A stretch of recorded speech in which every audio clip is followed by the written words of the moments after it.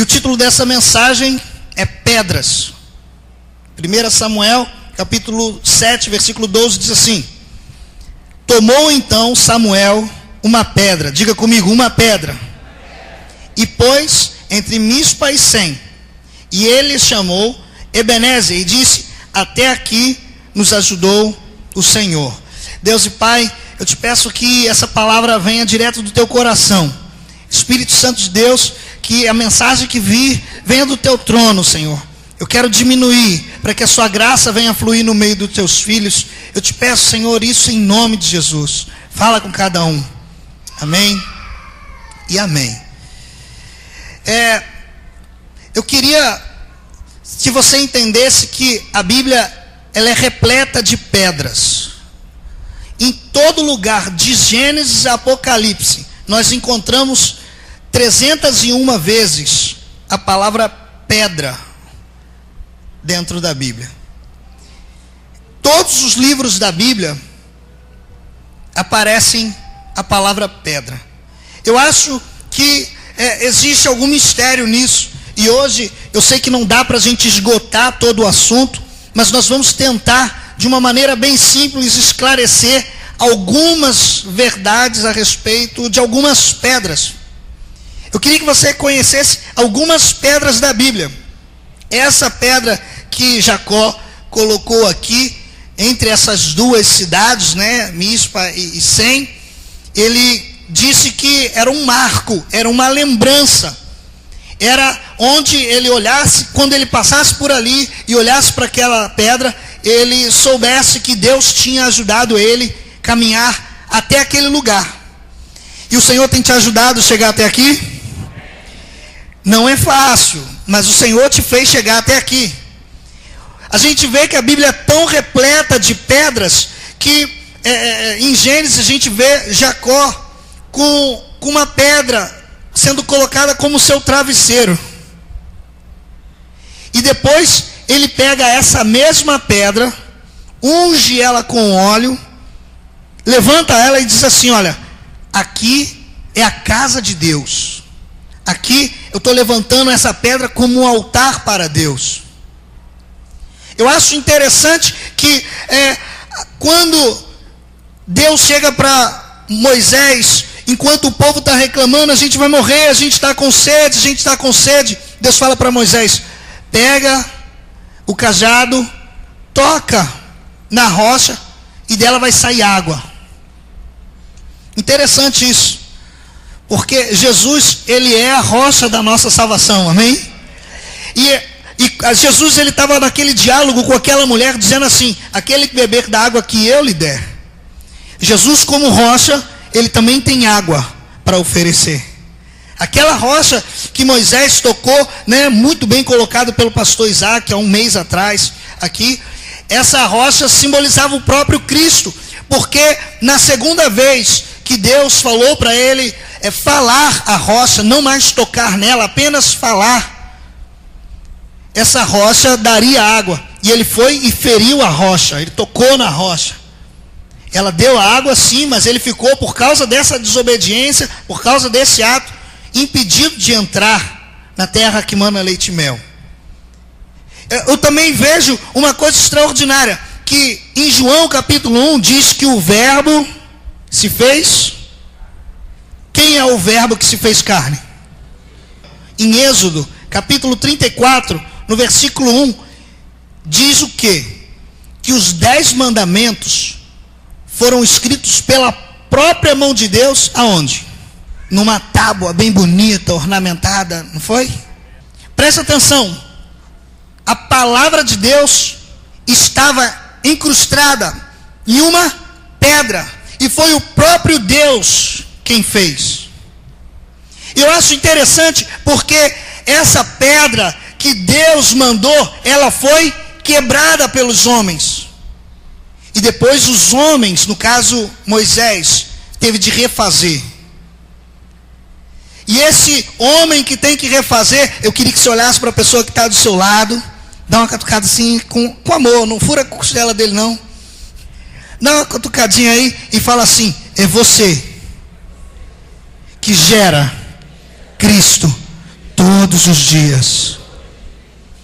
Se Cristo habita em nós e a palavra de Deus está em nós, quando o ímpio olhar para a sua vida, ele vai ver Cristo. E talvez nesse momento você esteja perguntando assim: pastor, mas por que você está querendo falar dessas pedras? Tem mais uma que eu acho muito interessante. Quando o povo de Israel estava lá na frente do Rio Jordão, eles estavam a metros de distância do lugar que Deus tinha prometido para eles. Eles passaram com a arca e o que aconteceu com o rio? Parou de correr. Você já viu um rio parar de correr? Parou de correr. A Bíblia não diz se virou uma parede de um lado, a Bíblia não diz se ele secou completamente, eu não sei como é que foi. Uma coisa eu tenho certeza, eles passaram de pé seco. E aí o que Josué falou para eles fazerem? Alguém lembra? Separem 12 pedras, que vão representar as 12 tribos de Israel. Alguém sabe onde essas pedras foram parar? No altar.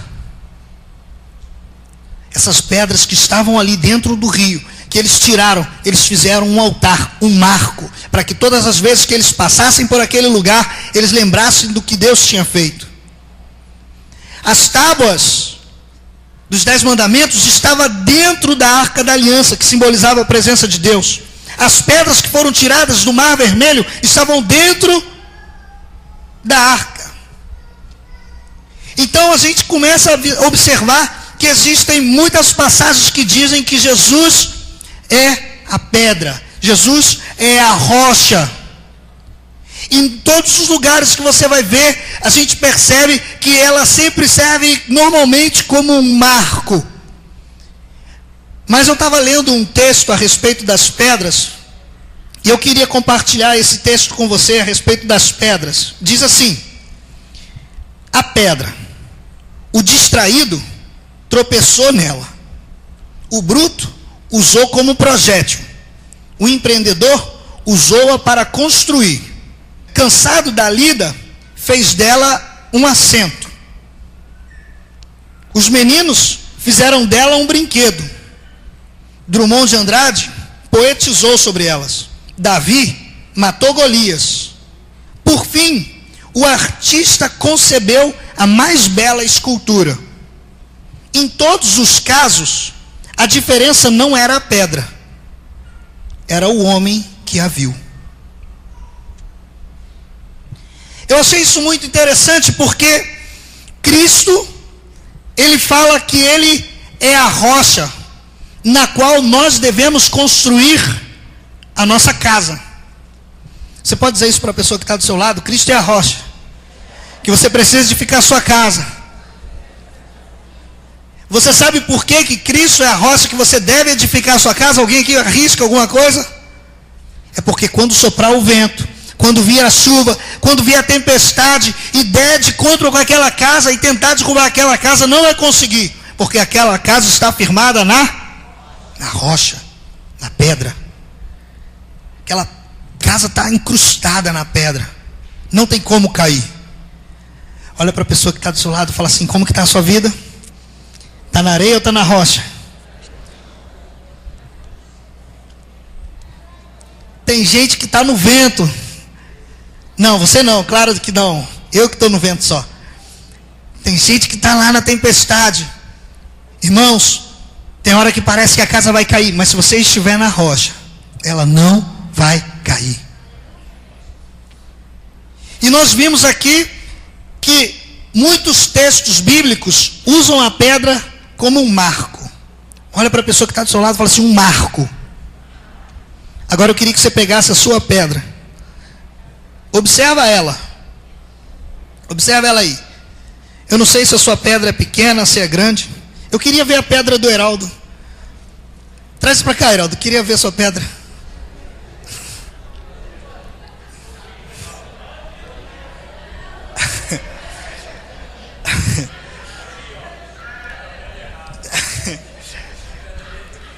Parece o aerolito, né?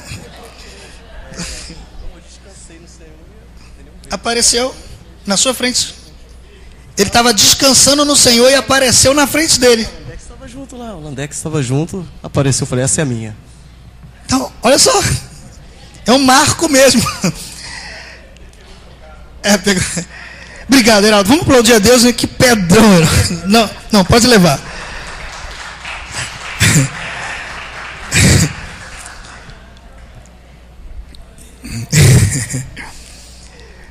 Não é proporcional, pode ter certeza.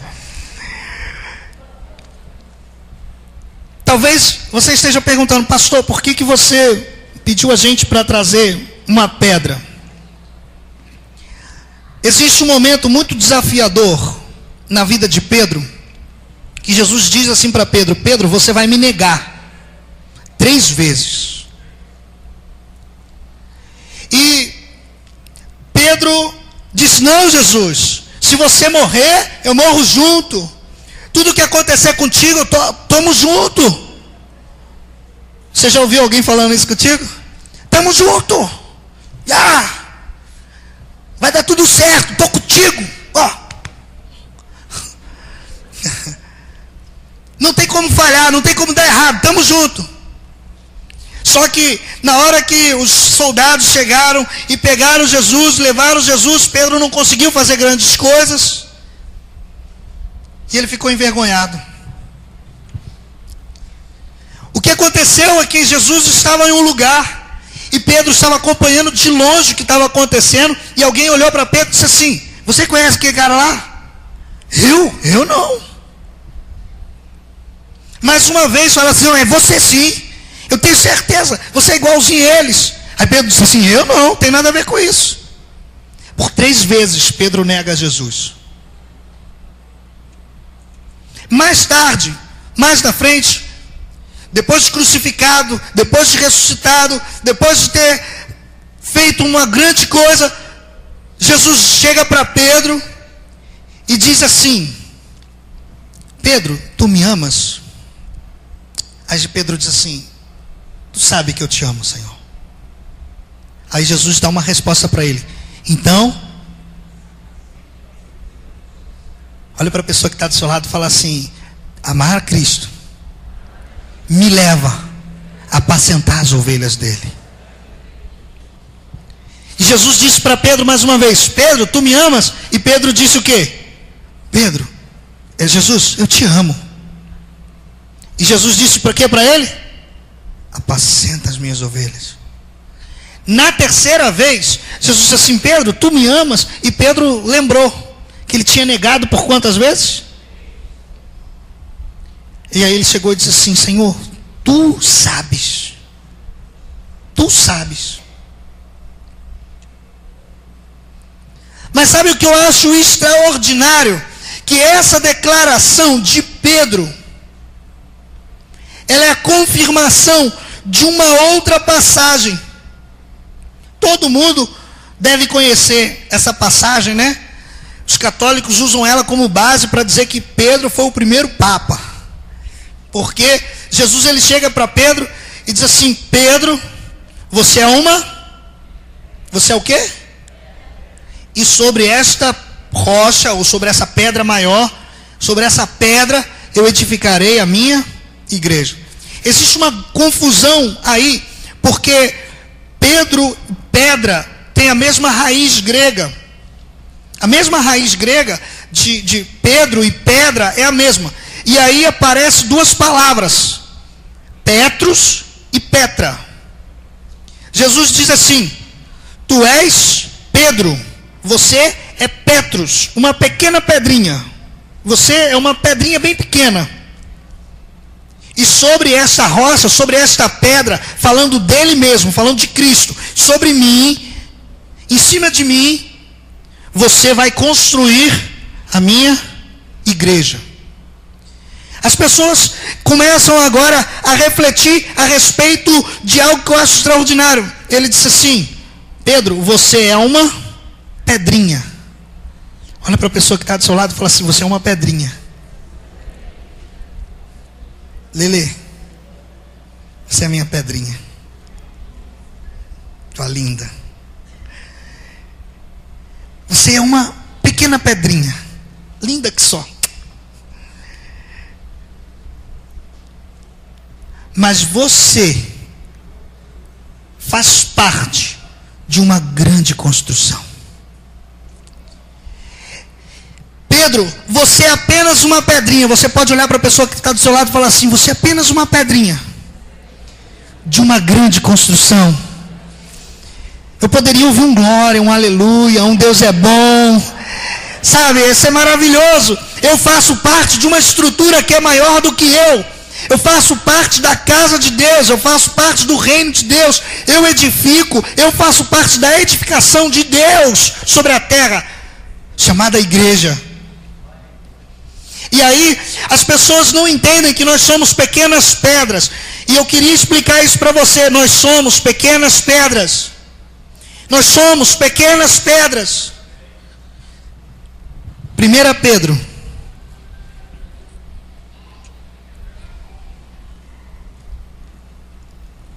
O próprio apóstolo Pedro, ele vai explicar isso aqui. 1 Pedro, no capítulo 2. Quem achou, diga amém. Diz assim, 1 Pedro, capítulo 2, a partir do versículo 4. Diz assim: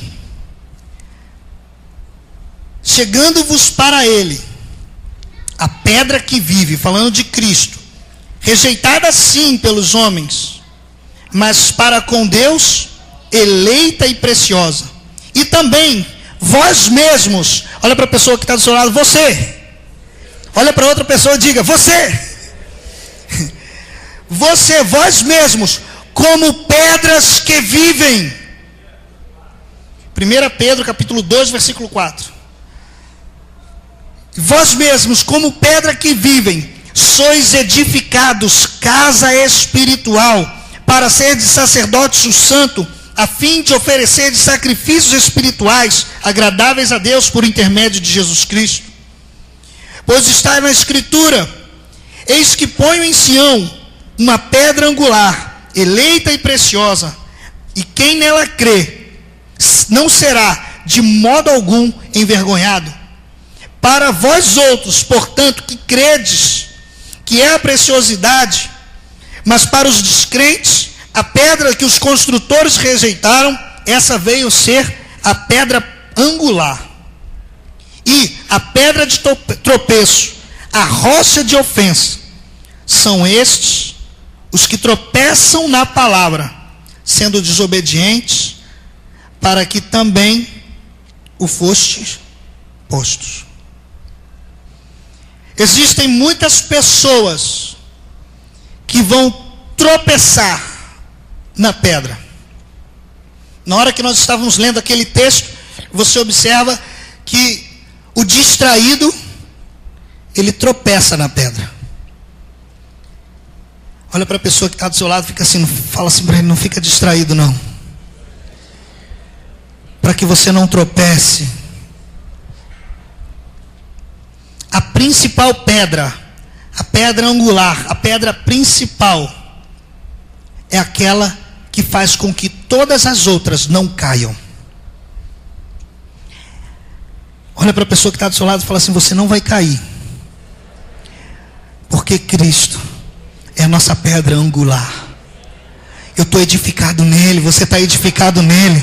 Nós não vamos cair, pelo contrário, o vento que vier, ele não vai ter vez. É por isso que a palavra de Deus diz que as portas do inferno não prevalecerão, porque o inferno não tem vez.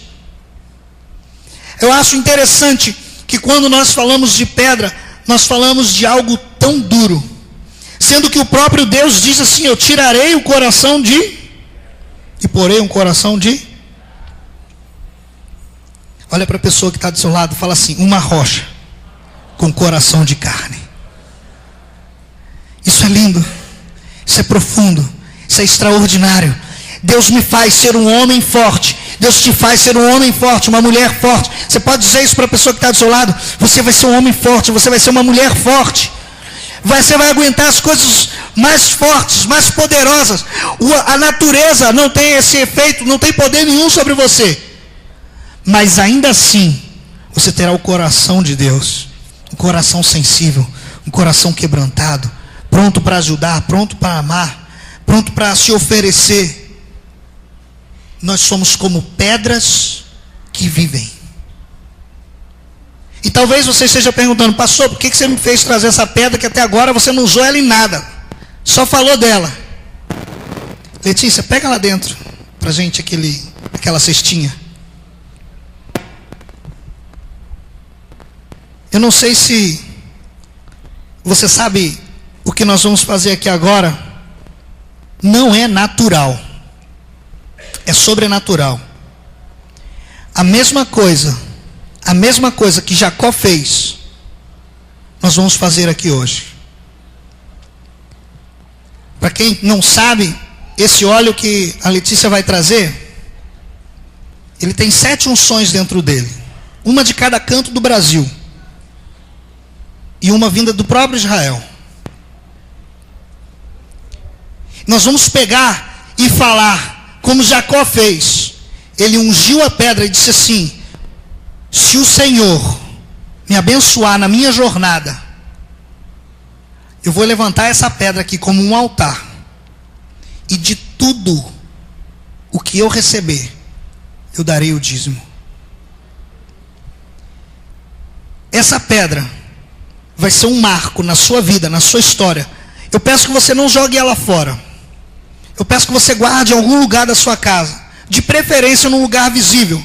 E quando você olhar para essa pedra, você saiba do pacto que você fez com Deus. Que se o Senhor te abençoar a sua ida e a sua vinda, se você prosperar em todos os seus feitos, de tudo que você tiver, você vai devolver para Deus. E eu não estou falando de dízimo em dinheiro, eu estou falando de tempo. Quanto tempo Deus ainda vai te dar de vida? Entregue o dízimo para Ele.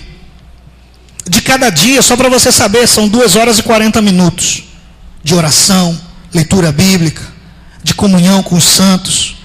De tudo que Deus me der, eu darei o dízimo. Deus tem te dado força e vigor através dos alimentos. Dedique dessa força e vigor para o reino de Deus.